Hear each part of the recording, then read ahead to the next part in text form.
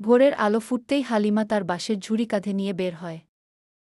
ঢাকা শহরের এক কোণে ছোট্ট বাজারে সে সবজি বিক্রি করে। তার জীবনটা সহজ নয়, কিন্তু তার মুখে সবসময় হাসি লেগে থাকে। টাটকা লাউ, টমেটো আর শাক সাজিয়ে বসতেই ক্রেতারা আসতে শুরু করে। হালিমার মুখে সবসময় মিষ্টি হাসি। কেউ দরদাম করলে সে রাগ করে না, কারণ সে জানে সবার ঘরেই হিসাব কষে চলতে হয়। রোদ বাড়ে, ঘাম ঝরে, তবু সে থামে না। প্রতিটি বিক্রির সঙ্গে তার মনে জেগে ওঠে একটাই স্বপ্ন, মেয়েটাকে পড়াশোনা শিখিয়ে বড় মানুষ বানাবে। দিন শেষে ঝুড়ি হালকা হয়, কিন্তু হালিমার মন ভরে যায়।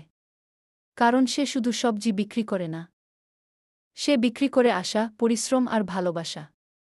তার এই গল্পটি শেয়ার করুন, যাতে সবাই জানতে পারে জীবন কত সুন্দর হতে পারে। ভোরের আলো ফুটতেই হালিমা তার বাঁশের ঝুড়ি কাঁধে নিয়ে বের হয়। ঢাকা শহরের এক কোণে ছোট্ট বাজারে সে সবজি বিক্রি করে। তার জীবনটা সহজ নয়, কিন্তু তার মুখে সবসময় হাসি লেগে থাকে। টাটকা লাউ, টমেটো আর শাক সাজিয়ে বসতেই ক্রেতারা আসতে শুরু করে। হালিমার মুখে সবসময় মিষ্টি হাসি। কেউ দরদাম করলে সে রাগ করে না, কারণ সে জানে সবার ঘরেই হিসাব কষে চলতে হয়। রোদ বাড়ে, ঘাম ঝরে, তবু সে থামে না।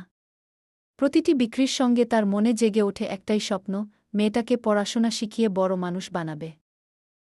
দিন শেষে ঝুড়ি হালকা হয়, কিন্তু হালিমার মন ভরে যায়। কারণ সে শুধু সবজি বিক্রি করে না, সে বিক্রি করে আশা, পরিশ্রম আর ভালোবাসা। তার এই গল্পটি শেয়ার করুন, যাতে সবাই জানতে পারে জীবন কত সুন্দর হতে পারে।